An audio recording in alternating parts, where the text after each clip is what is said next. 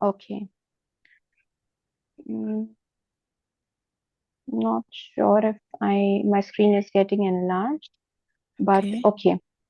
Atma Namaste everyone. Welcome all of you to the session and welcome Charuji to the session.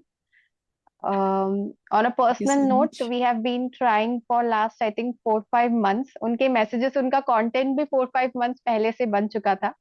But हम लोग schedule नहीं match कर पा रहे थे but finally she is here so let me introduce her once to all of you. She is currently working as a deputy commissioner with the state GST department in the government of Rajasthan. She is also an advanced pranic healing instructor. She has completed her CPH, which is Certified Pranic Healing Certification, and now she's also working towards CPP. Her interests are very much into the Sanskrit language and the ancient scriptures and everything similar to that जिनके बारे में वो खुद खुद better बता पाएंगे मुझसे. And एक सरप्राइजिंग चीज जो मुझे उनके बारे में लगती है quite admirable and unbelievable that she's also mother to two young children. And मैं आज ही सोच रही थी कि इतने सारे अचीवमेंट्स और इतनी सारी एक साथ पैरेलल चीजें आप कैसे कर लेते हो Charu ji. So that's really inspirational for us and we are all looking forward to your session today on Hanuman ji and हम कैसे उनके लाइफ से अपनी लाइफ को उनकी लाइफ को स्टडी करके हमारी लाइफ हम कैसे इम्प्रूव कर सकते हैं. तो चारू जी हमें आज उसमें गाइड करेंगे. Welcome once again and thank you. Thank you so much for such a lovely introduction. मतलब मुझे तो खुद के बारे में आपने इतना अच्छा बोला, मुझे खुद के बारे में अच्छा फील हो रहा था आपके मुंह से इतनी अच्छी बातें सुन के। Thanks so much. And yes, I am doing so many things because क्या होता है कि जो फैमिली है, जो जॉब है, ये आपकी ड्यूटीज़ हैं, ये आपको करनी होती हैं। लेकिन एक कोई इनर सेटिस्फैक्शन होता है, वो मुझे ये सब करके मिलता है, कुछ पढ़कर, कुछ पढ़ाकर। जैसे अब सबसे पहले मैं आप सब लोगों को कंग्रेचुलेट करना चाहूँगी, क्योंकि आप सब लोग यहाँ इस सेशन को अटेंड करने आए हैं। देखिए, जो भी यहाँ इस वक्त है ना, वो मटेरियलिस्टिक लाइफ के अलावा भी कुछ सोच रहा है, कुछ स्पिरिचुअलिटी के बारे में सोच रहा है, कुछ अपनी पर्सनल ग्रोथ के बारे में सोच रहा है। So this is such a beautiful thing. So I want to congratulate to all of you. और शायद यही एक रीज़न है कि इस सब के बावजूद भी मुझे एक आत्मिक शांति जिसे कहते हैं ना, खुद को पहचानने की जो एक मुझे जो जगह मिलती है, जो स्पेस मिलती है, वो मुझे इन्हीं चीज़ों से मिलती है। इसलिए शायद ये सब मैं कर पाती हूँ, और शायद इसलिए मुझ में इतनी स्ट्रेंथ भी आ जाती है। और ऐसा नहीं है कि मुझ में है, सुरभि जी आप खुद इतने अच्छा सारे काम कर रही हैं, और जो हमारे व्यूवर्स हैं वो खुद भी कितनी सारी चीज़ें कर रहे होंगे, पर फिर भी वो अभी यहाँ पे हमारे साथ हैं। सो चलिए हम स्टार्ट करते हैं। जय श्री राम से। जय श्री राम, आप सबका स्वागत है। और मैं यहाँ एक बात कहना चाहूँगी कि मैं आज जो भी बोलूँगी वो मेरी एक लिमिटेड अंडरस्टैंडिंग के आधार पे मैं अपनी बात कहूँगी, जो मैंने समझा है। तो हो सकता है कुछ सही हो, कुछ गलत हो, या आपके परसेप्शन उससे कुछ अलग हो। सो आप सब अपने विचार में उसको सही मानने के लिए, उसे गलत मानने के लिए आप स्वतंत्र हैं। आपको जो भी सही लगे, गलत लगे, जैसे भी आप अपने उसको जीवन में उतारना चाहें। बट मैं एक कोशिश कर रही हूँ, एक प्रयास कर रही हूँ कि इसके गहन अध्ययन को हम समझ के अपने जीवन में उतारें। देखिए, हनुमान चालीसा बहुत सब इसके बारे में जानते हैं, बहुत फेमस है। मैंने थोड़े दिनों पहले सुना कि यूट्यूब पे शायद डाउनलोड होने वाली सबसे जो मैक्सिमम नंबर्स हैं वो हनुमान चालीसा के हैं। सो लोग अवेयर हैं हनुमान चालीसा से, इसको चैंट कर रहे हैं। बट क्या हम इसके मर्म को समझ रहे हैं, इसके रहस्य को समझ रहे हैं, इसके सीक्रेट को समझ रहे हैं? हम कोशिश करेंगे उसको समझने के लिए। क्या होता है, जब भी हम किसी चीज़ को रोबोटिकली करते हैं, यानी कि बस चैंट कर रहे हैं, उसको समझ नहीं रहे, तो वो हम पे फर्क नहीं डालेगी, ऐसा नहीं है। लेकिन जब हम उसके रहस्य को समझते हैं, उसके सीक्रेट को समझते हैं, और उसके साथ अपनी कॉन्शियसनेस को अटैच करते हैं, तो जब फिर जो रिजल्ट आता है वो मल्टीफोल्ड होकर आता है। उसी का हम प्रयास करेंगे। 3 दिन का हमारा सेशन है। फर्स्ट डे हम हनुमान जी के बारे में कुछ जानेंगे, उनसे जुड़ी जुड़े जो कथाएं हैं, उनके पीछे की जो स्पिरिचुअल अंडरस्टैंडिंग है उसको समझने की कोशिश करेंगे। जो उनके प्रतीक हैं, जो सिंबल्स हैं, उनको समझने की कोशिश करेंगे। हर सिंबल के पीछे इतना अच्छा सुंदर मैसेज है, हमने ध्यान ही नहीं दिया। हम शायद ध्यान देते तो हम उसको समझ पाते। उस पर ध्यान देंगे, और इन सबको जानकर हम अपनी लाइफ कैसे इंप्रूव करें, सी सबसे इंपॉर्टेंट जो बॉटम लाइन है वो ये है कि इससे हमें क्या फ़ायदा होगा। बहुत नॉलेज है दुनिया में, होती रहे, हमको क्या दे सकती है, हमारी लाइफ कैसे बेटर होगी, हम इसी को समझने की आज कोशिश करेंगे। चलिए स्टार्ट करते हैं।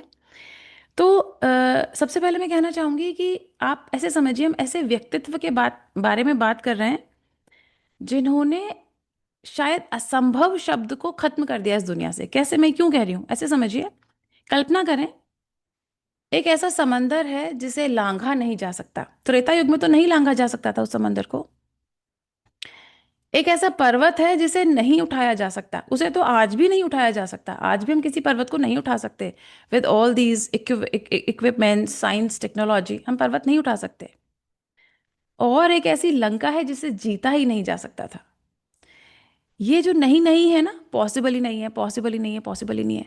सो इस इम्पॉसिबल को पॉसिबल करने के बीच में एक नाम है, वो है लॉर्ड हनुमान, श्री हनुमान। इतने सारे असंभव को जिन्होंने संभव कर दिया, हम उनके बारे में बात करेंगे आज। और सिर्फ इतना ही नहीं, कहते हैं कि 11 चिरंजीवी हैं, मतलब 11 सोल्स हैं, आत्माएं हैं, बीइंग्स हैं जो कलयुग के अंत तक रहेंगी। उनमें बहुत सारे नाम हैं, जामवंत हैं, विभीषण हैं, उनमें एक बहुत प्रमुख नाम हनुमान जी का है। तो हनुमान जी जो सत्ता है त्रेता युग से चली आ रही है। अब आप देखिए कितना तो उनका ऑरा रहा होगा, कितने समय से वो हैं, और वो कर क्या रहे हैं। अगर अगर इसको सच माना जाए तो वो क्या कर रहे हैं, वो साधना कर रहे हैं, वो तप कर रहे हैं। कितनी शक्ति, कितना ऑरा होगा उनका, हम उस बीइंग से कनेक्ट करने की आज कोशिश करेंगे। प्लस हम एक ऐसे बीइंग से भी जुड़ने की कोशिश करेंगे जो कलयुग में जागृत हैं। आपने सुना होगा कि बहुत सारे देवी देवता हैं लेकिन कलयुग में जागृत नहीं है। मतलब उनकी एनर्जी है लेकिन एक्टिव नहीं है। आप इसको ऐसे समझिए, हनुमान जी की जो एनर्जी है कलयुग में एक्टिव है। तो अगर हम किसी ऐसे एनर्जी से जुड़े, ऐसी शक्ति से जुड़े जो ऑलरेडी एक्टिव है, तो हमें उससे कितना लाभ मिल सकता है। इसलिए भी हनुमान जी बहुत इंपॉर्टेंट है। और सबसे खास बात, एक ऐसा भक्त जिसके पास अष्ट सिद्धियां हैं और नव निधियां हैं। देखिए इसको ऐसे समझिए, सिद्धि होती है ताकत, जैसे जैसे क्लेयरवॉइंस, क्लेयर ऑडियंस, मतलब एनर्जी को देखना, एनर्जी को सुन पाना, ये सिद्धियां होती हैं। तो सिद्धियां 8 ही होती हैं इस दुनिया में, 8 ही सिद्धियां हैं, और वो आठों की आठों हनुमान जी के पास हैं। बाकी किसी के पास एक है, किसी के पास दो हैं, इनके पास आठों हैं। निधि, निधि मीन्स धन, संपत्ति, 9 प्रकार की होती है। 9 की 9 हनुमान जी के पास है। अष्ट सिद्धि 9 निधि के दाता, देगा तो वही जिसके पास होंगी। आठों की आठों सिद्धियां हैं, 9 की 9 निधियां हैं। और फिर भी भक्ति में इतने लीन, इतने लीन कि श्री राम का एक आंसू गिरा अपने भ्राता के लिए, अपने भाई के लिए, लक्ष्मण के लिए, और वो पर्वत लेने चले गए और उसे लेकर आ गए। एक ऐसा भक्त जिसकी वजह से उसके प्रभु को जाना जाता है। एक ऐसा भक्त जो खुद ईश्वर है, जो खुद भगवान है। आप इसको ऐसे देखिए कि श्री राम से ज्यादा मंदिर ना श्री हनुमान जी के हैं। सो उन्होंने भक्ति को कितनी ऊंचाइयों तक पहुंचा दिया, मतलब एक गुण को वो उतनी ऊंचाइयों तक ले गए, उसमें उन्होंने ऐसी मास्टरी हासिल कर ली कि वो खुद गॉड की श्रेणी में है। मतलब राम जी को समझने के लिए, राम जी तक पहुंचने के लिए हनुमान जी मार्ग हैं। इसको आप ऐसे भी समझ सकते हैं कि अगर हमारी हायर सोल, हमारा ईश्वर, डिवाइन स्पार्क, जो प्राणी किलर्स हैं वो शायद इन शब्दों को समझें, नहीं तो आप ऐसे समझिए हमारी उच्च आत्मा, हमारे ईश्वर से हमें कनेक्ट होना है। कनेक्ट कैसे होंगे, तो ये जो पाथवे है, जो रास्ता है जिस पे हमें चल के जाना है, वो हनुमान जी हैं। अब हनुमान जी को समझें, उन्हें फॉलो करें। वैसे तो हम नहीं बन सकते, पर हम कोशिश करें, उस रास्ते पर तो चलें, तो हम धीरे धीरे अपने ईश्वर तक पहुंच जाएंगे, अपने स्व तक पहुंच जाएंगे। हमें कोशिश करनी है। अब उसको हम कैसे कर सकते हैं, यही हम इन 3 दिनों में समझने की कोशिश करेंगे। तो सबसे पहले इनसे रिलेटेड कुछ कहानियाँ, बहुत इंटरेस्टिंग कहानियाँ हैं, उनको समझने की कोशिश करते हैं। इनके जन्म की बात करते हैं। अब जितनी मैंने आपसे कहा, मेरी जितनी समझ है, उस हिसाब से इनका जन्म 7,000 वर्ष पूर्व हुआ था। और ये मैं क्यों कह रही हूँ, इसको मैं और अभी आगे एक्सप्लेन करती हूँ। चैत्र मास पूर्णिमा का दिन था, मंगलवार था। कर्नाटक में जो प्राचीन किष्किंधा नगरी थी, जहाँ के सुग्रीव और बाली जहाँ के राजा थे रामायण काल में, त्रेता युग में, वहाँ पे एक पर्वत था अंजनाद्री। वहाँ पे कहते हैं इनका जन्म हुआ था। और इनके जन्म की कथा कुछ ऐसे है कि इनकी जो माता थी, वो, उनका नाम था पुंजिक स्थला। अप्सरा थी, स्वर्गलोक में रहती थी, इंद्र के संरक्षण में थी। परफेक्ट लाइफ, परफेक्ट, जैसे कहते हैं ना, ह्यूमन बीइंग्स जिस लाइफ के लिए प्रे कर रहे हैं, या बहुत सारे साधु सन्यासियों ने जिनके लिए तप किया है, उस तरीके की लाइफ इनकी माँ जी रही थी। किंतु एक दिन दुर्वासा ऋषि वहां पहुंचे। आप सबने दुर्वासा ऋषि का नाम सुना होगा, जहाँ पे श्राप की बात आती है, पनिशमेंट देने की बात आती है, दुर्वासा ऋषि का नाम आता है। तो ये भी कहानी ऐसी ही है। इनसे कुछ एक गलती हुई, दुर्वासा ऋषि को क्रोध आया। क्रोध में दुर्वासा ऋषि ने इनकी माँ को श्राप दिया कि आप धरती पर जन्म लेंगी, वानरी रूप में जन्म लेंगी, और आप मातृत्व सुख से वंचित रहेंगी। यानी कि आप धरती पर वानर जो क्लैन है उसमें जन्म लेंगी, और आप मदर नहीं बन पाएंगी, आप मदरहुड को एंजॉय नहीं कर पाएंगी। ये इनकी स्टोरी थी। अब ये वानरी रूप में जन्म लेती हैं। केसरी से इनका विवाह होता है। देखिए, इसलिए क्योंकि केसरी इनके पिता थे तो इनका एक नाम है केसरी नंदन। अंजनी के पुत्र थे तो आंजनेय। इस तरीके के जो इनके बहुत सारे नाम हैं, उनके पीछे के जो रीजंस हैं वो ये हैं। अब चूंकि ये इवॉल्व्ड सोल थी, अप्सरा थी, तो इनको पता था कि इनसे कुछ अपराध हुआ है और इसलिए इनको यहाँ पे जन्म लेना है। इन्हें ये भी पता था कि अब जन्म तो लिया लेकिन मुझे मदरहुड का सुख नहीं मिलेगा। तो इन्होंने शिव की बहुत तपस्या की, बहुत घोर उपासना की। तब शिव ने प्रसन्न होकर इन्हें आशीर्वाद दिया कि मेरे अंश को जन्म दोगी तुम। इसीलिए ही हनुमान जी का एक नाम रुद्र अवतार के नाम से भी जाना जाता है, क्योंकि रुद्र शिव के अंश के रूप में वो उनका जन्म हुआ। ये कहानी मैंने आपको सुनाई, ऐसी बहुत सारी और कहानियां हैं। अब मैं जो आप लोगों से चाहती हूँ वो ये चाहती हूँ कि जो स्टोरीज है ना, ये केवल कहानियां नहीं है बच्चों को सुनाने के लिए, इनके पीछे बहुत डीप स्पिरिचुअल मीनिंग्स हैं। मैंने जो अभी कहानी आपको सुनाई, इसके पीछे का स्पिरिचुअल मीनिंग अपन अभी समझने की कोशिश करते हैं। सारी कहानियों का नहीं समझेंगे, मैं एक का आपको बताऊंगी, बाकी के लिए आप खुद सोचिएगा। सिर्फ कहानियां नहीं है, मैसेजेस हैं। कुछ हमें मैसेज देना चाहते हैं हमारे ऋषि मुनि, जो भी हमारे पूर्वज थे, कुछ सिखाना चाहते थे। वो ऐसे सिखाएंगे तो बहुत मुश्किल होती है उनको, तो उन्होंने इनकी स्टोरीज बनाई और स्टोरीज के फॉर्म में हमें प्रस्तुत किया ताकि हम इनको समझ पाएं। तो इसके पीछे की जो स्पिरिचुअल लर्निंग्स हैं उनको ऐसे समझिए, आप कोई भी हो। देखिए, इनकी माँ अप्सरा थी, स्वर्गलोक में थी, उसके बाद भी उनको अपनी गलती के लिए पनिशमेंट मिला। तो मतलब आप कोई भी हो, आप कितने भी पावरफुल हो, आप कहीं पर भी प्लेस्ड हो, अगर आपसे गलती होगी तो आपको पनिशमेंट मिलेगा। हमको क्या लगता है एक स्टेज के बाद, या कुछ लोगों को लगता है कि अब हमें कोई नुकसान पहुंचा ही नहीं सकता, हम जिस लेवल पे हैं, हम जिस पावर को एंजॉय कर रहे हैं, ये अल्टीमेट है, हमें कोई रोक नहीं सकता, हमारे ऊपर अब कोई चेक नहीं है। रॉन्ग। आप कहीं भी हैं, अगर आपसे गलती हुई है तो आपको पनिशमेंट मिलेगा।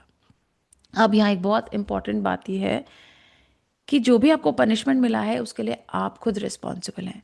हमारे साथ क्या प्रॉब्लम होती है, मेरी लाइफ में जो भी इश्यूज होंगे, तो क्या एक पैटर्न रहता है नॉर्मल ह्यूमन बीइंग का, ये इसलिए प्रॉब्लम है क्योंकि इसने मेरे साथ ऐसा किया, अगर ये ऐसा नहीं करता या ऐसा नहीं करती तो मेरी लाइफ में ये प्रॉब्लम नहीं होती, मेरी लाइफ स्मूथ होती। रॉन्ग। सबसे पहले हमें ये मानने की और समझने की ज़रूरत है कि जो हमारी लाइफ में प्रॉब्लम है वो हमारी वजह से है। देखिए, अगर मैं मेरी लाइफ का कंट्रोल किसी और के हाथ में दे दूं, मतलब मेरी लाइफ में ये प्रॉब्लम इसकी वजह से है, तो अभी सॉल्व करने की ताकत किसके पास हुई? ये उसी व्यक्ति के पास हुई जिसने प्रॉब्लम क्रिएट करी है। तो मेरी लाइफ को सही करने की एनर्जी, मेरी पावर को सही, ज़िंदगी को सही करने की पावर मैंने किसी और को दे दी। नहीं, अपनी खुद अपनी ड्राइविंग सीट पर बैठी अपनी लाइफ की। मेरी लाइफ में जो प्रॉब्लम है मेरी वजह वजह से है। मुश्किल है इस बात को मानना कि मेरे आसपास जितनी तकलीफें हैं, जो प्रॉब्लम्स हैं, मेरी वजह से हैं। लेकिन अगर आप जिस जिस दिन इस बात को मान जाएंगे, उस दिन आप खुद उसको करेक्ट करने के लिए एलिजिबल हो जाएंगे और तभी आप अपनी लाइफ को सही कर पाएंगे। दूसरी बात, सबसे पहले तो जिम्मेदारी लें अपनी प्रॉब्लम्स के लिए कि हम खुद जिम्मेदार हैं। अब जो बहुत इंपॉर्टेंट बात आती है कि कुछ भी आपसे गलती हो गई हो, कुछ भी, कितना भी बड़ा अपराध हो गया हो, अगर आप सही रास्ते पर चलें, अगर आप फुल सरेंडर करें, अगर आप ईश्वर भक्ति में लीन रहें, तो आप किसी भी चीज़ से यू टर्न ले सकते हैं। उनको तो श्राप था कि उनको मदरहुड मिलना ही नहीं था, फिर भी उन्होंने हनुमान जी जैसे बच्चे को जन्म दिया। उनसे ज़्यादा शक्तिशाली कोई नहीं, उनसे ज़्यादा इंटेलिजेंट कोई नहीं, ऐसे बच्चे को जन्म दिया। तो उन्होंने उसको फिरा दिया, उस श्राप को फिरा दिया, उसको नलिफाई कर दिया। किससे? अपनी तपस्या से, कर्म से। तो आप जो भी लेकर आए हैं, जो भी आप भाग्य लेकर आए हैं, ठीक है, लेकिन कर्म को कभी मत भूलें। अपने प्रयासों को कभी मत भूलें, एक्शन को कभी मत भूलें। वो तो आपके कंट्रोल में है। कोई कुछ भी कहे, ये नहीं हो सकता, ऐसा है, सही है, गलत है, ठीक है, किसी से गाइडेंस लेना में कोई बुराई नहीं है, लेकिन खुद पे भरोसा हमेशा रखें और एक्शन पे भरोसा रखें। आप कर्म करते रहें, आपको फल ज़रूर मिलेगा। और क्योंकि अंजना ने किया और हनुमान जी जैसे पुत्र को प्राप्त किया। अब मैंने आपसे कहा था कि ये 7,000 ईयर्स पहले हनुमान जी का जन्म हुआ। अब मैं इस पर आती हूँ कि मैंने ये क्यों कहा था। एक और कथा है बहुत सुंदर। इस अब हम सिर्फ छोटी छोटी 2-3 कहानियां सुनेंगे, इसके पीछे की जो स्पिरिचुअल एसेंस है, स्पिरिचुअल मीनिंग है, आप वो खुद सोचने की कोशिश करें। ये कहानी आपने सुनी होगी कि दशरथ ने एक पुत्रेष्टि यज्ञ किया था। उनको पुत्र प्राप्ति की इच्छा थी, संतान प्राप्ति की इच्छा थी, खाली पुत्र नहीं कहना चाहिए। तो उन्होंने एक यज्ञ किया था और यज्ञ में से अग्निदेव खीर का कटोरा लेकर उपस्थित हुए थे और उन्होंने कहा था ये खीर आप अपनी रानियों को खिला दें, आपको सुयोग्य संतान की प्राप्ति होगी। तो कहानी यूं है कि उसी खीर का एक अंश पवन देव ने वहां से लेकर अंजना तक पहुंचाया, हनुमान जी की मदर तक, और उनके मुख में वो थोड़ा सा खीर का अंश गया।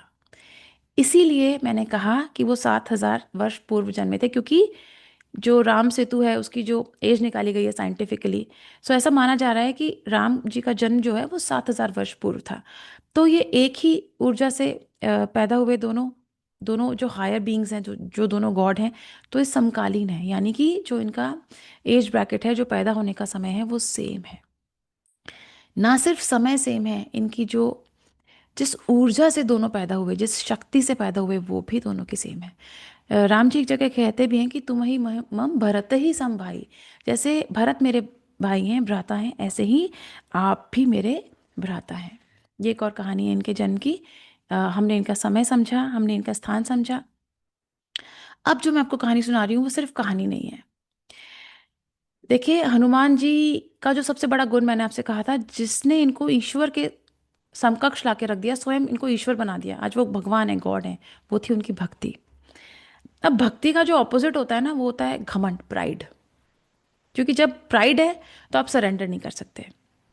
प्राइड ब्रेन का काम है और जो भक्ति है वो हार्ट का काम है। तो जो अगर अगर प्राइड है तो कॉन्फ्लिक्ट हो जाएगा हार्ट में और ब्रेन में। सो भक्त बनने के लिए, सरेंडर करने के लिए ज़रूरी है प्राइड का डिजॉल्व होना। सो हनुमान जी ने इतने सारे लोगों का प्राइड डिजॉल्व किया है। तो वो समझते हैं कैसे किया है। सबसे पहले उन्होंने द्वापर युग में भीम का प्राइड डिजॉल्व किया। भीम को बहुत घमंड हो गया था, मैं बहुत शक्तिशाली हूँ, मुझ जितना बल, मुझ में 100 हाथियों का बल है, ये वो वगैरह वगैरह।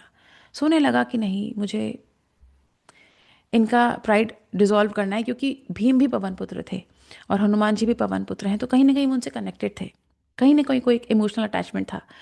तो हनुमान जी भीम के रास्ते में, जहाँ से भीम जा रहे थे, एक बूढ़े वानर के रूप में उनके रास्ते में लेट जाते हैं और अपनी जो पूंछ है, टेल है, उसको रास्ते में से छोड़ देते हैं।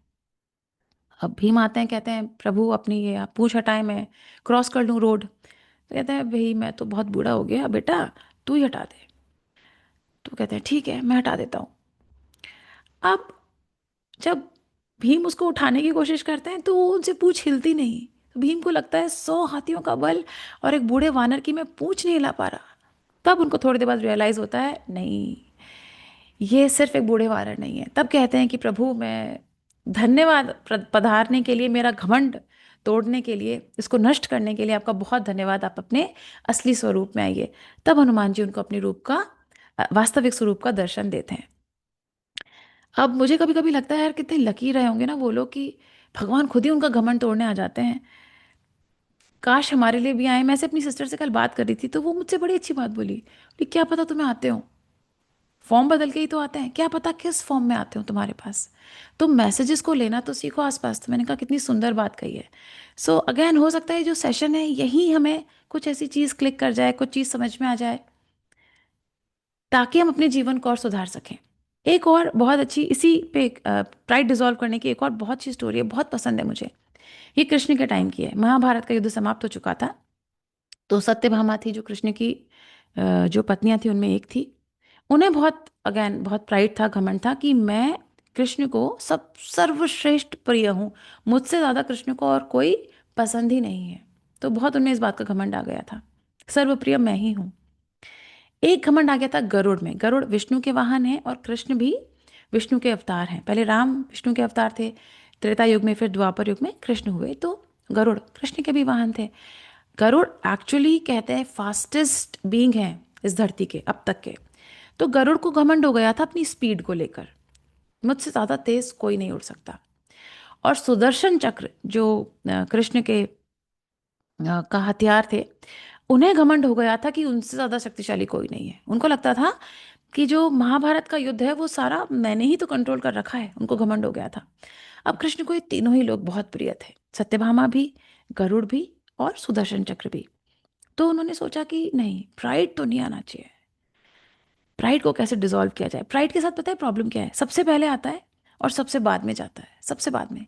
रावण के पास सिर्फ यही एक अवगुण बचा था, प्राइड, जो ही उसको ले डूबा। उसके विनाश का कारण उसका घमंड ही था। मतलब देखिए कितना ज्ञानी, कितना बलशाली, सोने की लंका खड़ी कर दी, इंद्र को हरा दिया, लेकिन घमंड उसको ले डूबा। तो ईश्वर नहीं चाहते कि हमें घमंड हो, तो वो बार बार प्रयास करते हैं कि आप अपने घमंड को डिसॉल्व करें, अपने प्राइड को डिसॉल्व करें। तो अब कृष्ण ने भी सोचा कि ये तो मेरे तीन इतने प्रियजन हैं, इनके घमंड को कैसे डिसॉल्व किया जाए। तो उन्होंने गरुड़ से कहा कि आप जाएं और कृपया करके हनुमान जी को बुला लाएं। गरुड़ गए, तुरंत फुरत में 1 सेकंड में पहुंच गए। देखा तो हनुमान जी वहां राम नाम जप कर रहे थे।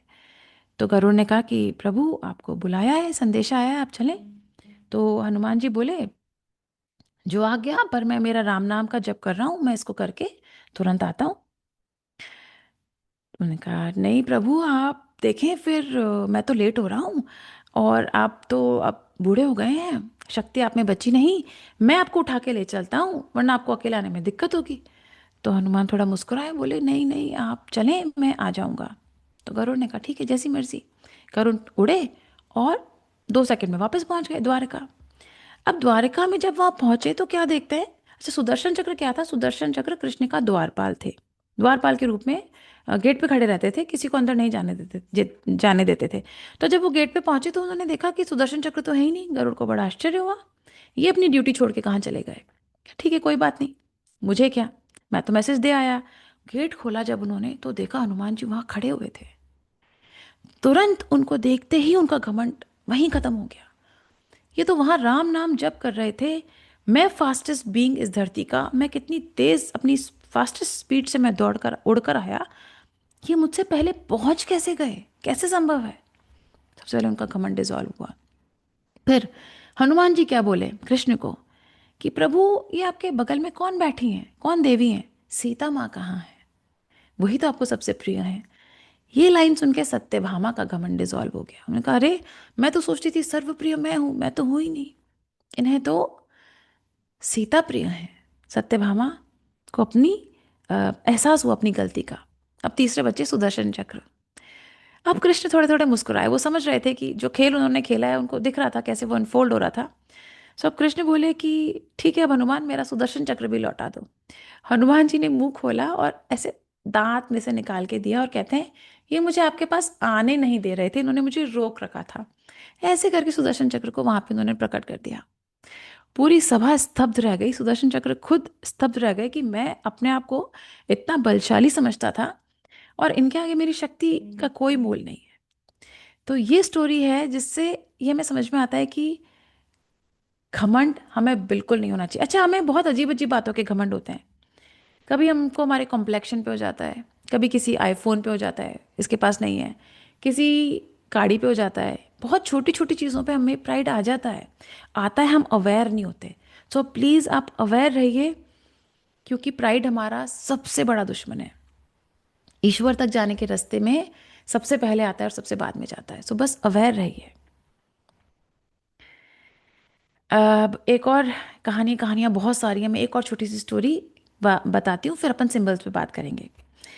केसरिया रंग की स्टोरी है ये, कि केसरिया रंग क्यों है हनुमान जी का। हुआ यूं था कि एक बार सीता जी श्रृंगार कर रही थी और सिंदूर लगा रही थी मांग में अपने। तो हनुमान जी आ गए और उन्होंने पूछा कि माता कि क्या कर रही हैं आप, ये क्यों कर रही हैं? तो उन्होंने कहा इससे प्रभु की जो उम्र है वो लंबी होती है, मैं उनकी दीर्घ आयु के लिए रोज अपनी मांग में सिंदूर भरती हूँ। तो उन्हें लगा अरे, इतने से सिंदूर से इनकी उम्र लंबी हो सकती है मेरे प्रभु की, तो मैं अपनी पूरी बॉडी पे क्यों नहीं लगा लूं। और उस दिन से उन्होंने अपनी पूरी बॉडी पे वो सिंदूरी रंग लगा लिया। तो अभी भक्ति की पराकाष्ठा देख रहे हैं। और वो लगा के वो दरबार में चले गए। उन्होंने ये नहीं सोचा मैं कैसा लगूंगा, लोग क्या कहेंगे, क्या कोई हंसेगा, नहीं। उन्होंने वो किया जो उनको सही लगा। क्या हमें इतनी इनर स्ट्रेंथ है कि जो हमें सही लगता है हम वो करें। हम तो पब्लिकली शायद खुल के हंसते भी नहीं हैं कि लोग कोई देखेगा तो कैसा लगेगा। जब हम छोटे थे, जब हम करते थे, तब हम ये सब नहीं सोचते थे। बट अब हमने खुद ने अपने ऊपर इतने सारे आवरण ओढ़ रखे हैं, इतने सारे शायद झूठ ओढ़ रखे हैं कि हम जो रियल सेल्फ हैं वो शायद हम खुद ही के डर से बाहर नहीं आने दे रहे। सो डरिए मत। उन्होंने कितनी इजीली अपने आप को प्रकट कर लिया। वो पूरा लगा के सिंदूर दरबार में चले गए। यही तो बातें हैं जो उनसे सीखने की ज़रूरत है। सो बी योर सेल्फ, आप जो हैं वो रहें। और उसमें कॉन्फिडेंट फील करें, प्राइड फील ना करें, पर सेल्फ कॉन्फिडेंट कॉन्फिडेंट फील करें। आप सही हैं। छोटी छोटी बातों के लिए डरने की, घबराने की ज़रूरत नहीं है। लोग क्वेश्चन करें, लोगों का प्रॉब्लम है। वो कहा गाना भी है ना, कुछ तो लोग कहेंगे, लोगों का काम है कहना। So let them be what you are. तभी इन्हीं बातों को सीख सीख कर शायद हम अगैन हनुमान जी जैसे तो बन पाए, नहीं बन पाए मुझे नहीं पता, शायद कितने जन्म लग जाएं, उस रास्ते पे चलने की तो कोशिश करें। ये स्टोरीज थी, कुछ और स्टोरीज हैं, टाइम बचेगा तो मैं उन पे और चर्चा कर लूँगी। बहुत सारी स्टोरीज हैं और बहुत अच्छी हैं और बहुत अच्छी इनकी स्पिरिचुअल मीनिंग्स हैं। एक का मैंने आपको शेयर किया था, बाकी आप खुद सोचिएगा कि क्या ये स्टोरीज हमें क्या सिखाना चाहती हैं। अब मैं जो मेन बात करना चाहती हूँ इनके सिंबल्स पर। जो इनका रंग हुआ, जो इनकी गदा हुई, और जो अलग अलग फोटोग्राफ्स आप देखते हैं ना हनुमान जी की, पर्वत को उठाए हुए मुद्रा, जो हृदय को चीरते हुए मुद्रा है, हाथ जोड़कर तपस्या करते हुए मुद्रा, रामायण को पढ़ते हुए मुद्रा। तो इस हर मुद्रा के पीछे एक बहुत गहरा रहस्य है, उसको समझते हैं। सबसे पहले हम जो स्टार्ट करते हैं वो करते हैं इनकी गदा से। गदा के पीछे का आध्यात्मिक रहस्य समझते हैं। सबसे पहले आप ये समझिए कि एक शस्त्र होता है और एक अस्त्र होता है। शस्त्र वो होता है जिसे हम हाथ में लेके लड़ते, जैसे तलवार है, भाला है, गदा, ये शस्त्र है। ये हाथ में रहता है, हाथ से छूटता नहीं है। एक होता है अस्त्र, ब्रह्मास्त्र, पशुपतास्त्र। ये वो होते हैं जो तीर कमान नहीं होता, तीर छोड़ दिया, गया, मिसाइल गई, छोड़ने के बाद आपका उस पर कंट्रोल नहीं रहता। अस्त्र कंट्रोल्ड नहीं है, नियंत्रित नहीं है, लेकिन शस्त्र नियंत्रित है। तलवार, गदा, एंड मूवमेंट तक आप उसको रोक सकते हैं। एक बार अस्त्र छूट जाता है तो वो कंट्रोल नहीं है। तो जो इनका हथियार इन्होंने चुना वो गदा चुनी। शस्त्र है, वो हाथ में रहती है, उसको and last point of time तक आप कंट्रोल कर सकते हैं। नियंत्रण सिखाती है, वो शक्ति का प्रतीक है। ऑफ कोर्स हनुमान जी की गदा लिए हुए पोस्टर आप देखेंगे, सब फील करेंगे, कहीं ना कहीं प्रोटेक्शन फील होता है कि ये बीइंग के पास ये पावर है, गदा है। सो ये बैड नहीं होने देंगे, नेगेटिव को कंट्रोल कर लेंगे, हम प्रोटेक्टेड है। ये फीलिंग आती है, कभी फील करिएगा।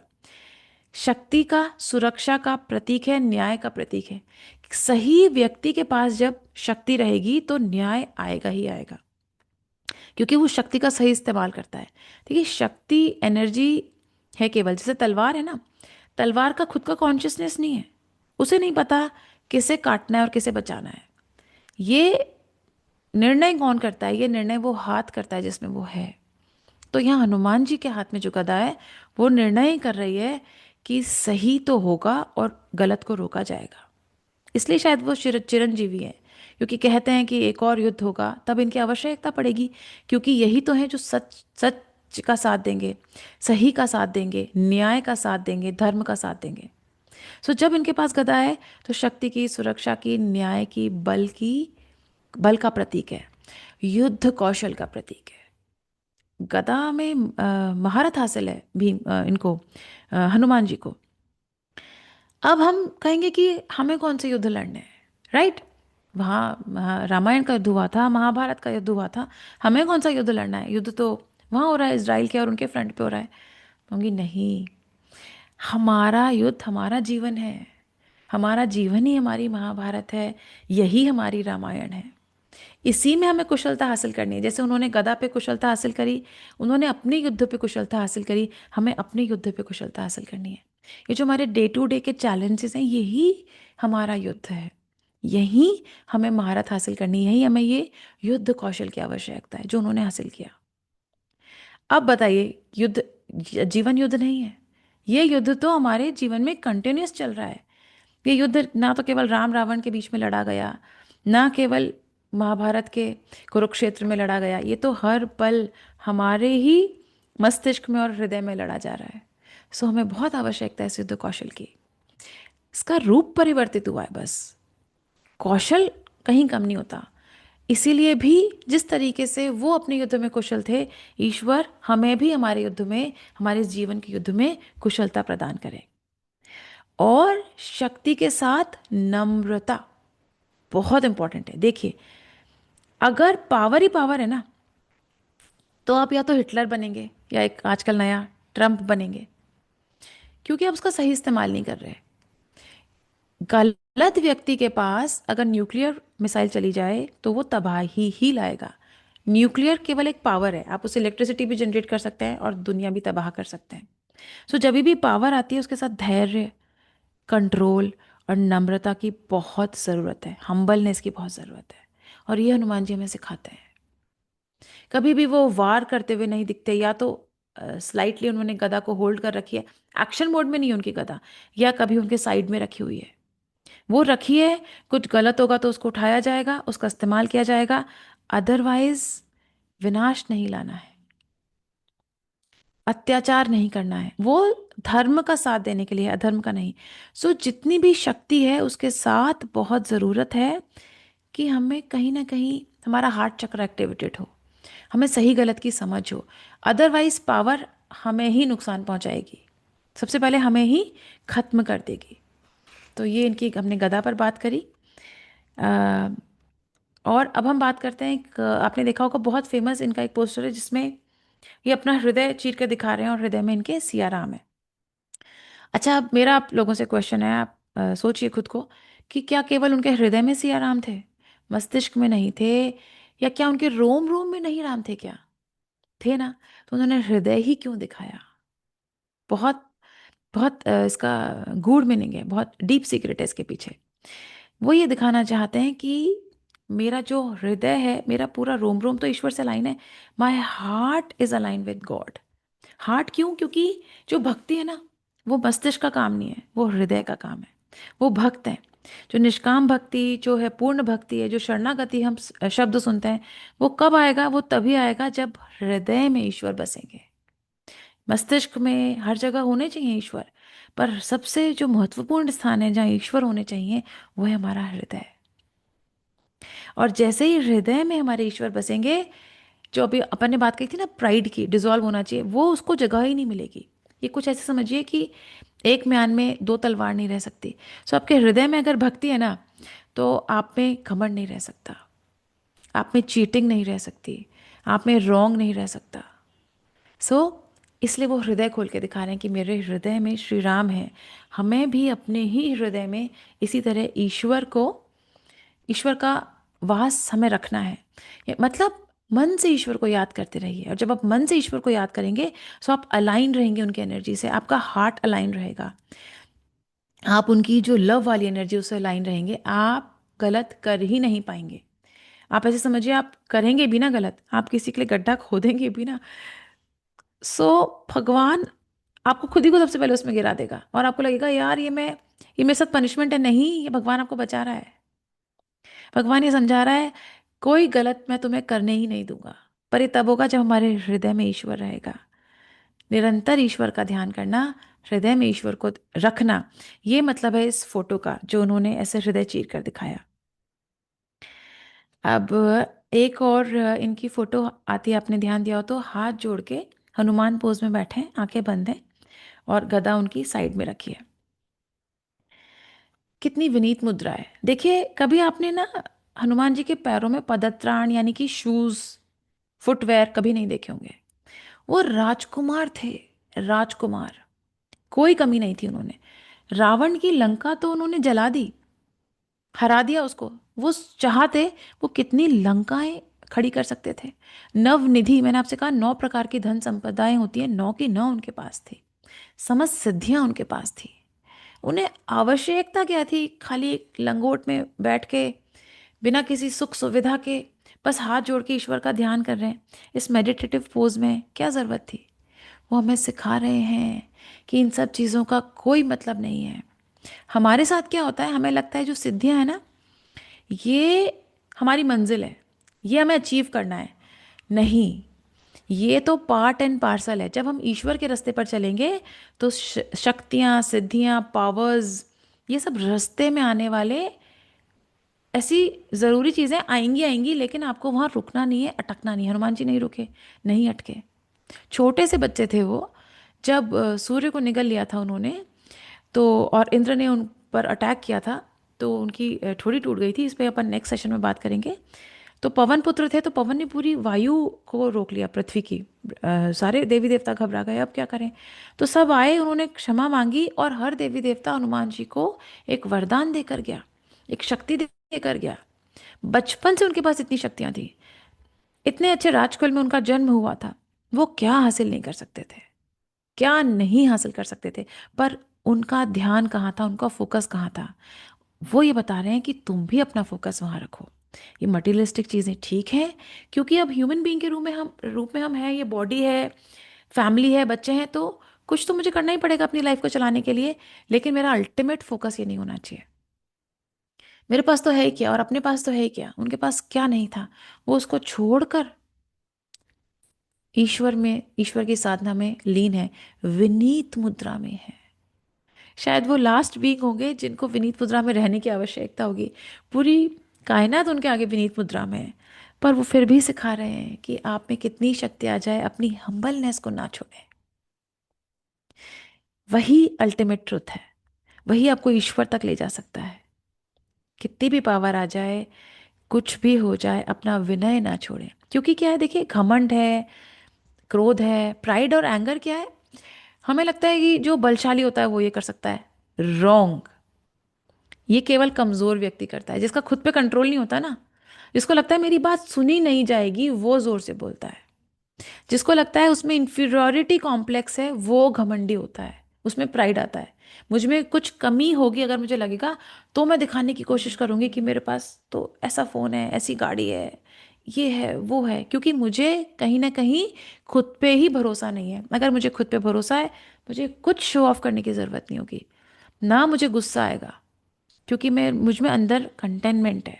यही हनुमान जी सिखा रहे हैं अपनी इस विनीत मुद्रा से। अब बात करते हैं उनकी पूंछ की। बहुत ही इंपॉर्टेंट, पूंछ अपने आप में एक बीइंग है, इसलिए उनकी पूंछ पे बात करना बहुत ज़रूरी है। देखिए, पूंछ is kind of the second brain. Why? क्योंकि ब्रेन से स्पाइन कनेक्टेड है, और स्पाइन का ही जो अंतिम सिरा है वो पूंछ है। पूंछ, जैसे अब जो प्राणी किलर्स हैं वो समझते हैं, जब हम रूटिंग करते हैं तो जो मूलाधार चक्र होता है जो हमारा, और जो नॉन प्राणी किलर्स हैं उनके लिए बता दूं, जो हमारा स्पाइन का, रीढ़ की हड्डी का जो आखिरी छोर है, वहाँ पे एक मूलाधार चक्र होता है, बेसिक चक्र होता है। वो हमको पृथ्वी से जोड़ने में मदद करता है, यानी कि ग्राउंडेड रखता है, प्रैक्टिकल रखता है।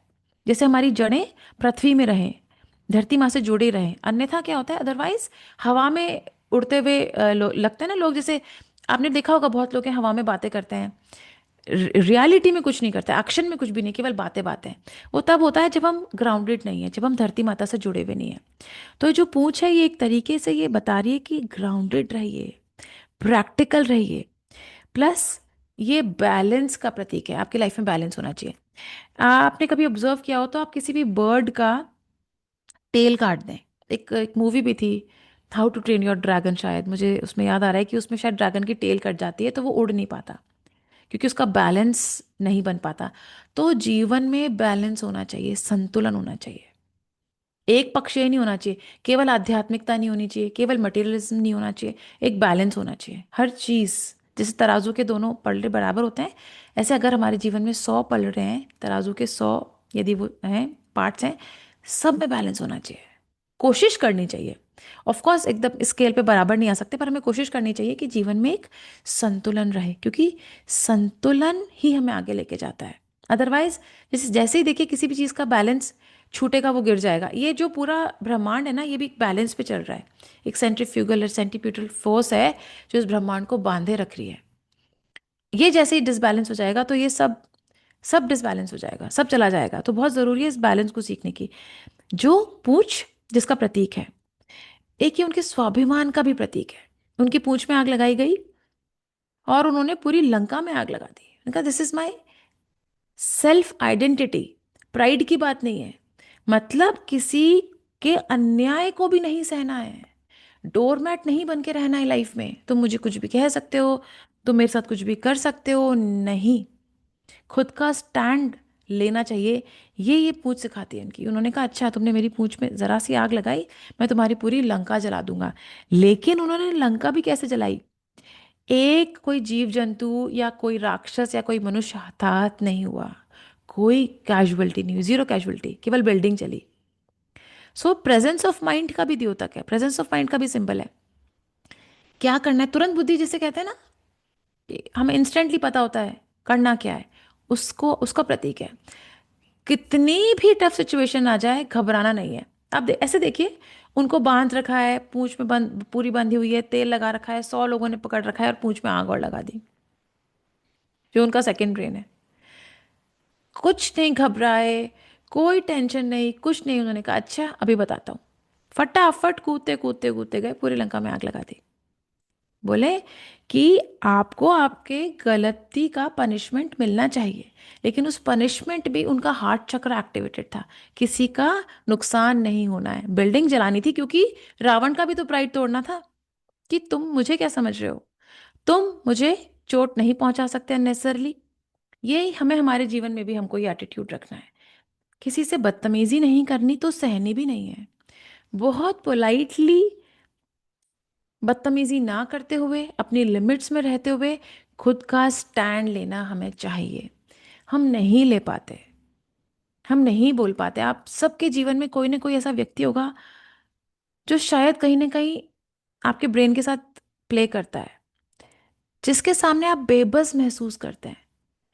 वो आप मना करना चाह रहे होते हैं अंदर से, नो कहना चाह रहे हैं, पर वो यहाँ पे आके रुक जाता है, आप नो नहीं बोल पाते। सो सीखिए, ये जो आग लगाने वाला किस्सा था इसे ये सीखिए, फर्मली अपना स्टैंड लीजिए। यहाँ पे पर्पस किसी को हर्ट करना नहीं है, लेकिन अपने लिए, खुद के लिए खड़े होइए। Stand for your self. अब हम बात करते हैं केसरिया रंग की। केसर रंग की स्टोरी हमने सुनी।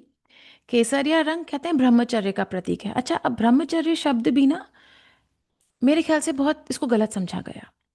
ये बात ठीक है कि ब्रह्मचर्य का एक मतलब ये है कि आप शादी नहीं कर रहे। हनुमान जी ने, जो हमारी रामायण है, वाल्मीकि की रामायण है और जो तुलसी की रामचरितमानस है, उनमें हनुमान जी अविवाहित थे। लेकिन रामायण के भी बहुत सारे वर्जन्स हैं।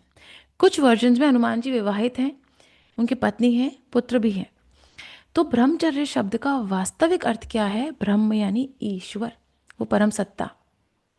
चर्य यानी चरण करना, यानी चलना, वॉक करना। इसका शब्द का मतलब है उस परम सत्ता में अपनी गति रखना, उस परम सत्ता को प्राप्त करने के लिए आगे बढ़ना, ईश्वर के मार्ग पर चलना, ये इसका मतलब है। सो केसरिया रंग प्रतीक है कि आप स्पिरिचुअल मार्ग पर, स्पिरिचुअलिटी के इस रोड पर आगे बढ़ रहे हैं। बहुत ग्रेजुअली बढ़ना है, कोई रेस नहीं है, कोई टाइमलाइन नहीं है। ग्रेजुअली बढ़ना है विद बैलेंस। सारी रिस्पॉन्सिबिलिटीज़ को पूरी करते हुए पर्सनल ग्रोथ पे ध्यान देना है, स्लोली ग्रेजुअली। संयमित जीवन और उत्साह का प्रतीक है। कोई कलर देख के हमें एक अजीब सी एनर्जी आ जाती है ना, तो ये केसरिया रंग देख के एक जोश आता है ना कुछ भी करने के लिए, कि हाँ यार ये करना है या फाइट करनी है। ये फाइट वैसी फाइट नहीं है, तलवारों से, भालों से, गदा से नहीं लड़नी। इनर फाइट, कि कोई भी आपको प्रोजेक्ट है तो आपको पूरा करना है, कोई भी आपने काम लिया है आपको पूरा करना है। जो प्रोक्रेस्टिनेशन के खिलाफ लड़ाई है ना, उसमें ये केसरिया रंग हमको बहुत मदद करता है। सो केसरिया रंग हमको संयमित जीवन जीने के लिए प्रेरित करता है, उत्साह को हमारे भीतर प्रेरणा देता है, और हमें ये बताता है कि आपको एक खुद की पर्सनल ग्रोथ पे, स्पिरिचुअल जो मार्ग है उस पे चलते रहना है। ये सादगी, तप का भी प्रतीक है।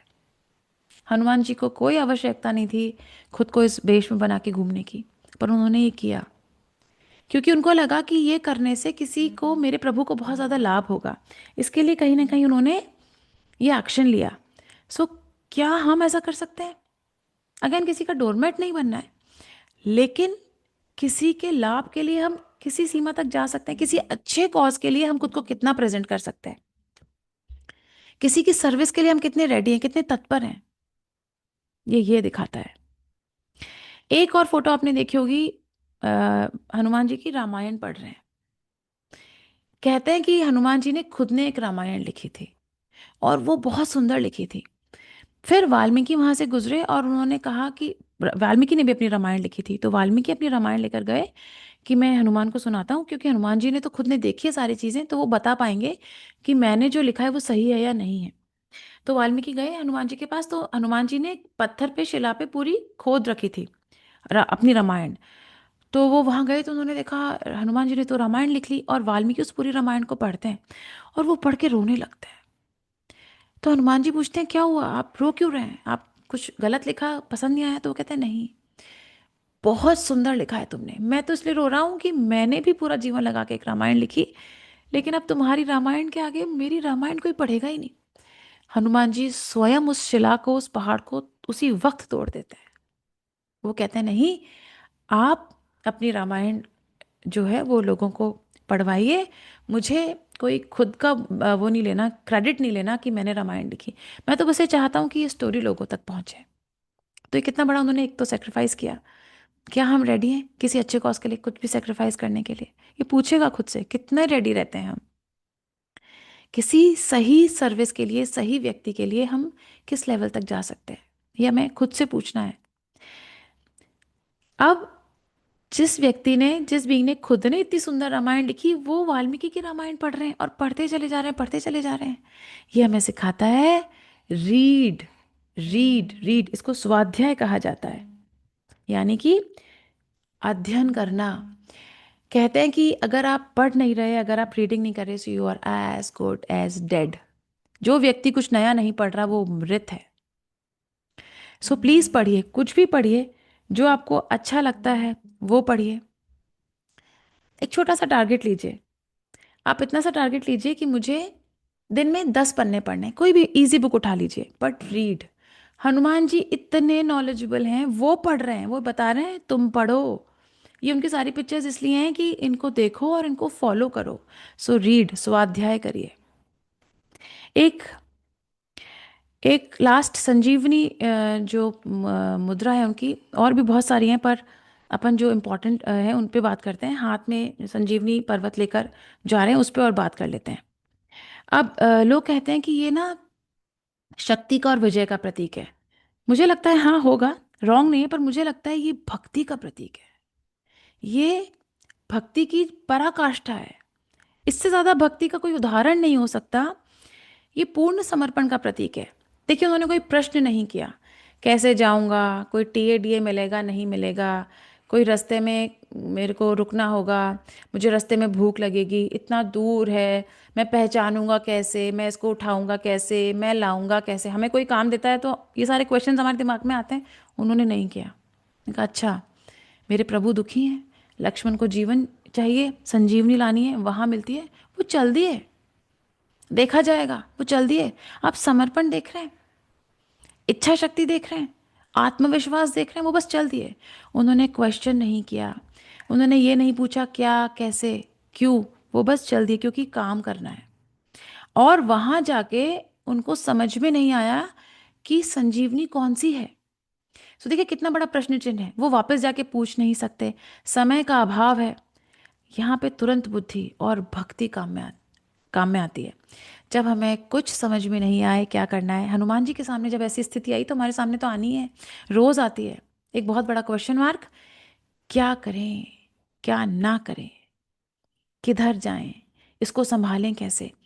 तो जब भी इस तरीके के प्रश्न हमारे मन में उठें, तो पूर्ण समर्पण और भक्ति है जो हमें रास्ता दिखाती है। एक कहावत है, faith can move move mountains. और हनुमान जी ने तो सच में माउंटेन मूव कर दिया। उनका जो समर्पण था, जो उनको कार्य करना था कि मुझे मेरे प्रभु के लिए कार्य करके ले जाना है, वो पहाड़ ही उठा के ले आए। ये उनकी भक्ति थी, ये उनका समर्पण था। इतनी प्रॉब्लम्स के बाद भी वापस वो ना घबराए, ना उन्होंने कोई चिंता करी, उन्होंने सॉल्यूशन ढूंढा। उनका फोकस सॉल्यूशन पे था, प्रॉब्लम्स पे नहीं था। सो जितना हम हमारा फोकस शिफ्ट करते चले जाएंगे और जितना हमारा फोकस प्रॉब्लम पे रहेगा, जहां हमारा फोकस रहता है ना, हम उस चीज को मल्टीप्लाई कर देते हैं। प्रॉब्लम पे फोकस रहेगा, प्रॉब्लम मल्टीप्लाई हो जाएगी। सोल्यूशन पे फोकस रहेगा, सोल्यूशन मल्टीप्लाई हो जाएंगे। उनका फोकस सोल्यूशन पे था। तो ये असीम शक्ति, असीम संकल्प शक्ति का प्रतीक है। उन्होंने सोचा ये करना है, वो होगा। जहां ज्ञान नहीं पहुंचता वहां भक्ति पहुंचती है, और वहां भक्ति हमें मार्ग दिखा देती है। तो घबराइए मत, फोकस अपना सॉल्यूशन पे रखिए, हृदय में अपने ईश्वर को रखिए, और फिर देखिए पूर्ण समर्पण से आपके रास्ते खुलते चले जाएंगे। सो बहुत सारी बातें करी हमने आज। एक फटाफट रीकैप करते हैं कि हमने कौन कौन से लाइफ लेसन सीखने की कोशिश की। मैंने आपसे शुरू में कहा था ना, ये हमारे लिए इंपॉर्टेंट क्यों है। ये हमारे लिए तब इंपॉर्टेंट है जब हमारे जीवन में इससे फ़र्क आए। वो कैसे आएगा? सबसे पहले हमने बात की स्टॉप ब्लेम गेम। दूसरे पे ब्लेम लगाने का ये जो गेम है ना, कि तुम्हारी वजह से ये हुआ, तुम्हारी वजह से हुआ, लीव इट। कहना शुरू करिए मेरी लाइफ में जो प्रॉब्लम्स है मेरी वजह से हैं, अब मैं ही सॉल्व करूंगा या करूंगी। एक फुल कंप्लीट सरेंडर, अपने हार्ट को अलाइन करिए ईश्वर से।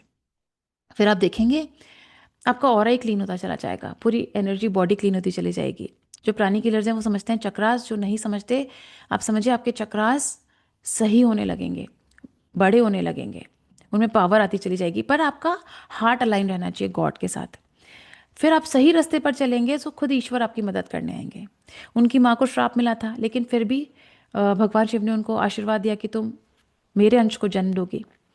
हमें हमारे प्राइड को डिसॉल्व करना है, अवेयर रहना है कि प्राइड आ रहा है क्या। और जब पता चले, देखिए जब छोटा पौधा होता है ना, उसे वहीं उखाड़ के फेंकना आसान होता है, उसे बड़ा पेड़ मत बनने दें। अवेयर रहिए, जहाँ पे भी आए उसे खत्म करिए। अपने वर्ड्स पे और अपने एक्शंस पे कंट्रोल करिए और एक्शन में आइए।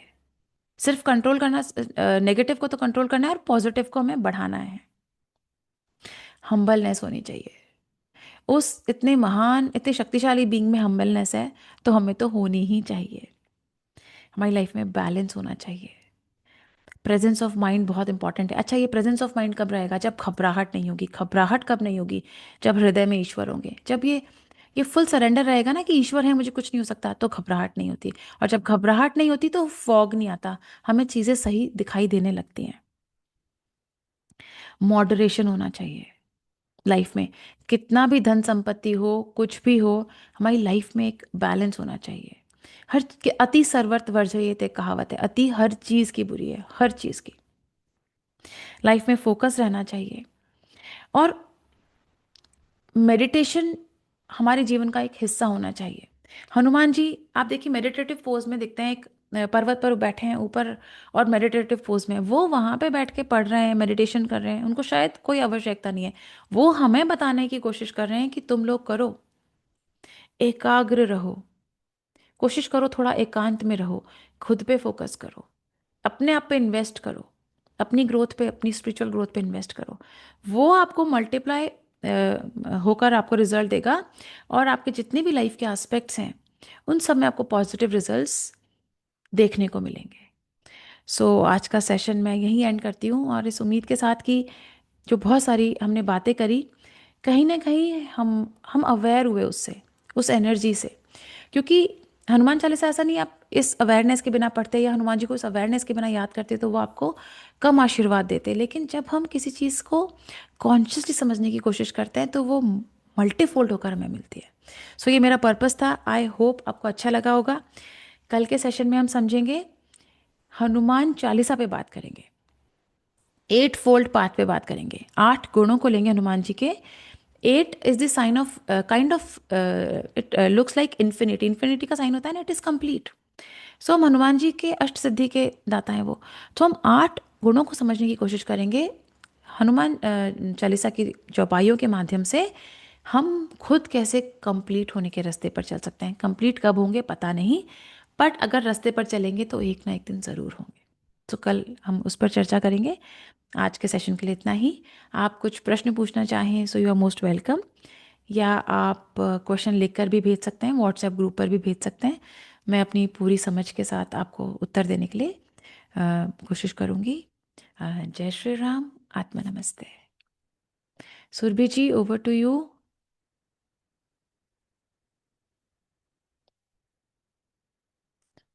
Surabhi ji. And yes, please give me feedbacks.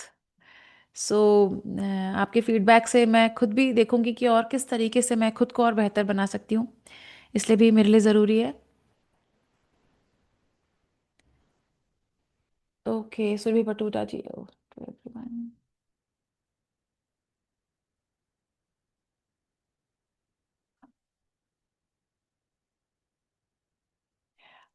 Guys I am sorry, क्योंकि आई एम नॉट टेक्नो सेवी, और अब मुझे सुरभि जी कह रही हैं कि मैं उनको को होस्ट बनाऊं।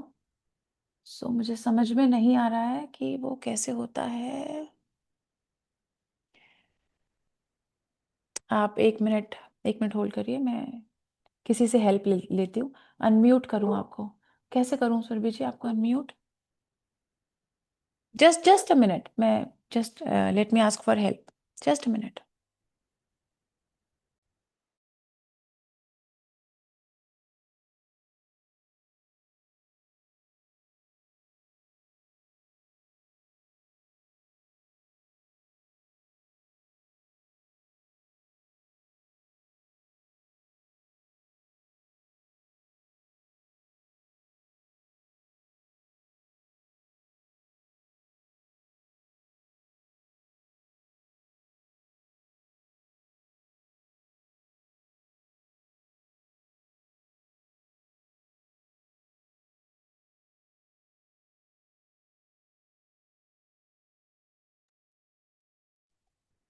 Yes, thank you so much. And if you can make me the co-host also, I can help you then, Charuji. आप खुद भी अनम्यूट हो गए। Yes, I'm the host now. ठीक है, I'll manage. Thank you, sir. Yes. So, first of all, Charuji, it was such a wonderful session. Wow. It was very well structured. जिस तरीके से आपने फ्लो लिया, बहुत क्रिस्प तरीके से, बहुत अच्छे अच्छे मैसेजेस आपने हमें दिए। And I think I can understand the emotions of those people जिन्होंने बोला हमें रिकॉर्डिंग शेयर करिए करके, बिकॉज इतना रिच सेशन था, full of learnings and knowledge, so crisp and so well together, put so well together, that I think I could also enjoy the session from start to end. And I am sure बाकी लोगों को भी काफी benefit इस session से हुआ है। तो first of all thank you so much for enlightening us, and हम सभी आई थिंक बहुत एक्साइटेड और मोटिवेटेड रहेंगे टू नो मोर। आपने बहुत सिंपल भाषा में, मतलब मैंने कोविड में एक्चुअली रामायण देखी थी पूरी यूट्यूब पर, and it was very beautiful and I really loved it. और आज उसके कुछ पार्ट्स जब आपने बोले और जिस तरह से आपने एलैबोरेट किया, डिटेलिंग किया, it was very enlightening. So thank you for that. And to all our viewers, आप सभी से रिक्वेस्ट है कि आई एम श्योर आप में से कई सारे लोग एंड तक सेशन के थे, तो आपको सेशन पसंद आया है। तो प्लीज आप थोड़े एफर्ट्स लेकर हमें फीडबैक दें, ताकि हम वो फीडबैक दूसरों के साथ शेयर करके उन्हें भी इस सेशन का बेनिफिट दिला सके। हम रिकॉर्डिंग जरूर शेयर करेंगे ग्रुप्स पे, बट अगर आप फीडबैक्स लिखेंगे अच्छे से तो हम उन्हें और बता सकते हैं कि उन्हें सेशन में क्यों आना है। Right, it's going to be a service from you all towards spreading the knowledge about Lord Hanumana. And this figure, Lord Rama, Lord Hanumana, has a very important significance in pranic healing also. Right, some of you know what I'm talking about, and I cannot directly speak about it, but it's just a kind request to all of you. So that's all from me. Thank you so much again, everyone, and Charu ji. Over to you. अगर आपको कोई questions लेने हैं ना, तो please raise your hands, guys. I will help to unmute you all.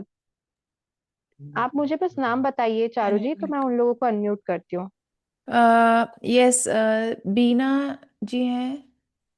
Yeah, I just wanted to ask, like, we always call Hanuman Chiranjeevi, na? Yes So he's still alive after 7,000 years. That's what you say. Yes yes. See मैं अब मुझे ये knowledge है, मतलब मैंने, अब मैं इसको क्लेम नहीं कर सकती ऐसा है, बट यस ऐसा कहा जाता है कि 11 चिरंजीवी हैं और हनुमान जी जब तक कलयुग का अंत होगा तब तक वो यहाँ हैं। सो यस, एक है काम क्लेश एमबीबीएस, स्नेहलता जी, नेहता जी, शोभना जी, अनुराधा जी। नहीं नहीं, यस यस, KAMQL, काम क्लेश, मुझे नाम ढंग से समझ में नहीं आ रहा, उनका भी हैंड रेज है। हाँ, मेरा नाम कमलेश है। अच्छा वो ओके अच्छा, आपने अच्छा, एक बड़ा मिनट। स्टाइलिश लिख रखा है अपना स्पेलिंग नहीं, वेरी मैंने नहीं इनोवेटिव। लिखा। यस यस, मैंने प्लीज नहीं आस्क मी। लिखा, वो लिख चुका है, ऐसे हो गया। मैं नहीं लिखती, I don't even know it. मैं आप ओके, ये भी कहते हैं ना कि जहाँ भी राम जी की कथा होती है वहाँ हनुमान जी जरूर होते हैं। तो आप देखिए अभी यहाँ पे होने चाहिए इस हिसाब से तो क्योंकि उनकी बात चल रही है, तो अभी यहाँ पे भी होने चाहिए। हाँ, बिल्कुल। जैसे अपन ने जय श्री राम बोला, कहते हैं जहाँ पे भी जय श्री राम का या राम का नाम होगा हनुमान जी वहां होते हैं। हाँ, तो thank you, it yes, was ऐसा वेरी कहते नाइस। हैं। आपने बहुत ही अच्छा बताया। थैंक यू हम so much, thank you so much, God bless you. Thank you so much. और आपको अभी क्वेश्चन नहीं समझ में आ रहे, बाद में आप पूछना चाहें तो आप ग्रुप पे डाल दीजिएगा, मैं अपनी समझ के हिसाब से पूरी कोशिश करूंगी उनको आंसर करने की। कमलेश जी, आपका हैंड अभी भी रेज्ड है, आप कुछ और ओके। पूछना चाह रहे हैं? नहीं नहीं, okay okay even I am not techno savvy. Okay मैं तो फिर थोड़ा बहुत सीख रही हूँ क्योंकि इसके बिना आजकल काम नहीं चलता। या बट ठीक है, ये एक लिमिटेशन है मुझ में जो मुझे इसको करना है, इसको सीखना है। सुरभि जी का क्यों आ रहा है, सुरभि जी? चारू जी, वो ना हाथ जब तक हम खुद से डाउन अच्छा नहीं करते हैं ना, तो वो अच्छा वैसे ही अच्छा, रहता है, इसलिए। ओके। आई थिंक यस, और फिलहाल किसी को कुछ नहीं पूछना, शायद सब थोड़ा उसको प्रोसेस कर सिंक रहे सिंक इन करने हैं। की कोशिश कर रहे हैं। यस यस यस, ठीक है ठीक। कमलेश जी, आपको और कुछ भी पूछना है क्या? I think you raise your hand नहीं, अगेन। मैंने उसको डाउन किया था, वो फिर से। अच्छा ओके। कोई बात नहीं, कोई बात नहीं, हाँ। ओके ओके, ठीक है। चैट बॉक्स में there is any question? No? ठीक है। ठीक है ना। Okay then, I think we are good for today. Thank you so much okay, again, thank you and so see you much. Everyone and with Charu ji again at tomorrow, 6। Yes. Okay. जय Shri yes, किसी ने राम, लिखा है आत्मा सात नमस्ते। Chiranjeevi. Actually कोई राजा सात कहता रानी। है, कोई 11 कहता है, यस यस। कोई सात भी कहता है, पर जब उनको काउंट करते हैं तो कोई 11 भी कहता है। दोनों तरीके के थॉट्स हैं। कोई सात चिरंजीवी भी बिल्कुल बोले जाता है, आप गलत नहीं कह रहे। पर देखिए सच का क्या होता है, सच ना बहुत डायनेमिक होता है। सात चिरंजीवी हैं गलत नहीं है, सात ही हैं ये शायद गलत है। अब हमारी नॉलेज में 11 हैं तो 11 हैं, 11 ही हैं ये शायद गलत हो सकता है, क्या पता और भी हो, कितनी सी नॉलेज है हमारी। सो ये सात है ये भी सच है, 11 है ये भी सच है, ज्यादा हो सकता है, शायद सच हो सकता है। सो बहुत एब्सोल्यूट नहीं होता, जो ट्रुथ है इसकी बहुत लेयर्स होती है, तो इसको भी समझने की कोशिश करनी चाहिए हमें। और कुछ? हेलो। आत्मा नमस्ते। आत्मा नमस्ते। हाँ, मेरे को पूछना था अभी जो श्री हनुमान जी है उनका ज्यादा बाली में और जो ईस्ट इंडिया छोड़ के ईस्ट वहां पे ज्यादा उनका ये है, तो उससे क्या स्टोरी है, जैसे बाली, थाईलैंड, इंडोनेशिया। कहानी ये थी कि जो गुप्ता, आपको थोड़ा हिस्ट्री का नॉलेज हो तो जो गुप्ता एज थी ना, हाँ हाँ। चंद्रगुप्त, हाँ हाँ, उस टाइम पर पूरा साउथ ईस्ट एशिया अपन लोगों ने जीत लिया था अपने राजाओं ने, अच्छा। समुद्रगुप्त ने। सो जहां पे भी हमारा कल्चर गया भाई, जो हमारे इंडियन किंग्स ने जो प्लेस जीता, हमने ब्रिटिशर्स की तरह, और जो मॉडर्न एज में इन्होंने जो कॉलोनीज बनाई बनाई थी ना, उपनिवेश जिसे कहते हैं, हमने वो नहीं किया था। हमने किसी को गुलाम नहीं बनाया था, हमने उनको फ्रीडम दिया था, पर हमने उसको जिसे जीता। तो जब हमने जीता तो हमारा कल्चर वहां गया, हमारा कल्चर वहां गया तो हमारी स्टोरीज वहां गई, हमारी स्टोरीज वहां गई तो हमारा धर्म वहां गया। अब उन लोगों ने उसको अब तक बहुत अच्छे से संभाल के रखा है, और हम नहीं संभाल के रख पाए, हम भूल गए। ये स्टोरी है। इसलिए वहां पे वो अभी तक है, बहुत अच्छे रूप में, वहां के मंदिर अभी तक भी बहुत मेंटेन्ड है, जो यहाँ नहीं है। कहते हैं विष्णु का सबसे बड़ा मंदिर ही अंकोर वाट वहां पर है। कंबोडिया में, इंडिया में नहीं है। सो ये इसके पीछे की कहानी है कि ये गुप्ता एज में 300 टू 600 एडी का जो टाइम था वो गुप्ता एज था। तब हमारा कल्चर, हमारी नॉलेज, हमारी साइंस, हमारा धर्म, हमारी स्टोरीज वहाँ पहुँची और उन लोगों को वो बहुत अच्छी लगी, उन्होंने उसको अपना लिया। हमने उसको फोर्स नहीं किया। सबसे अच्छी बात इंडियंस की ये थी कि जब ब्रिटिशर्स आए तो ब्रिटिशर्स ने अपनी नॉलेज हम पे फोर्स की, हमने फोर्स नहीं की। बट वो उन लोगों को अच्छी लगी तो उन्होंने उसको अपनाया। तो वहाँ पे भी जो बाली है, बाली में सब कुछ आप देखिए, बहुत सुंदर मंदिर है, अपना कल्चर है वहाँ पे। वहाँ पे आपको सड़कों पे कृष्ण पाठ करते हुए रथ मिल जाएंगे, वो कृष्ण और अर्जुन का जो रथ है वो मिल जाएगा। तो वहाँ पे वो अभी हमारा कल्चर बहुत रिच फॉर्म में वहाँ पर है, जो हम यहाँ इंडिया में नहीं रख पाए। और कुछ बीना जी भी कुछ पूछना चाह रहे हैं। Yes Beena ji. Yes Beena ji. Yes, I wanted to ask कि उनको मंकी के रूप में क्यों दिखाते हैं? Because is it because of some very evolution? Important question, very important question. आपने एक टर्म सुनी है, मंकी माइंड? मंकी माइंड, या यस, मंकी माइंड का क्या मतलब है? कैन नॉट फोकस, कर ही नहीं सकता।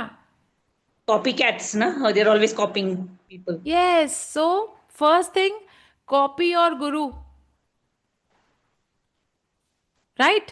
एंड उन्होंने उस मंकी माइंड को कंट्रोल कर लिया, जो कहते हैं कंट्रोल ही नहीं हो सकता। उसमें वो मेडिटेशन कर रहे हैं, उसमें वो श्री राम की भक्ति में लीन है। जो फोकस ही नहीं कर सकता वो सदियों से तप में लगा हुआ है।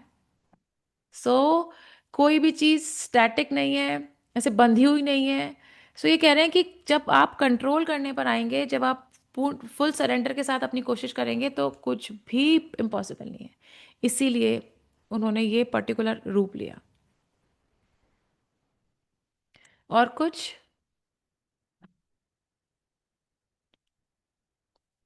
कमलेश जी, आपका फिर हैंड रेज्ड है। Yes, yes.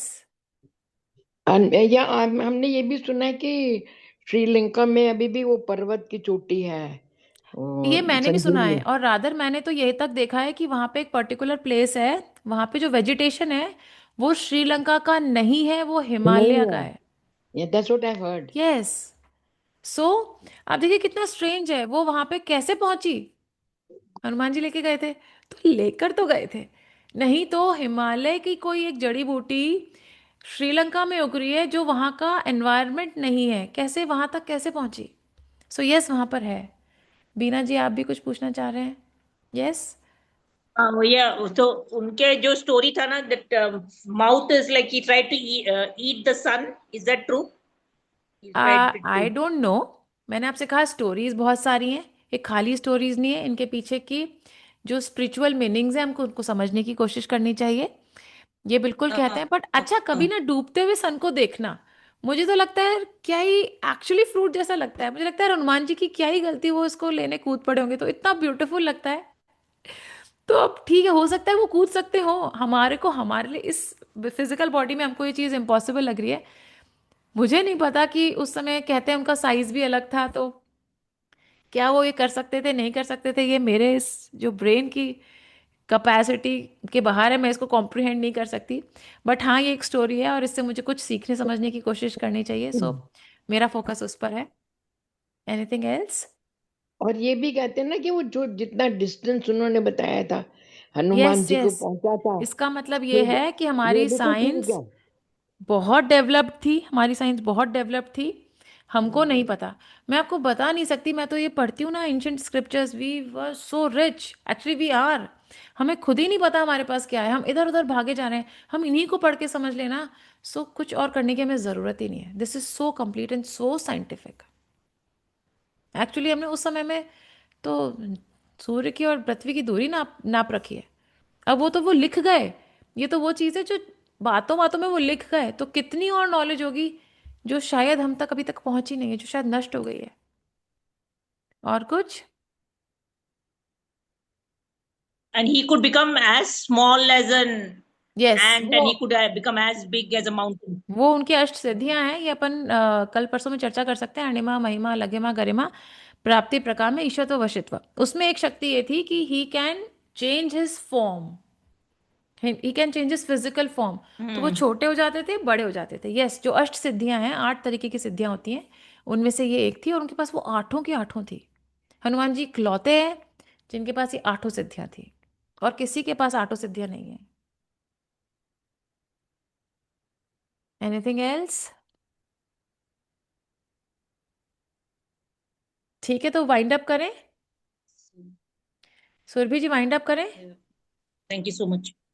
चलिए, थैंक यू। Yeah. आत्मा नमस्ते, जय Yes. Shri. Okay, Thank you. See you all thank you. tomorrow at 6. Please yes share yes. the session with your friends. आप चाहे प्राणिक हीलर्स है नहीं है, सबको प्लीज ये सेशन शेयर करिए ताकि हम उनको भी ये नॉलेज पहुंचा सके। Thank you. Thank you.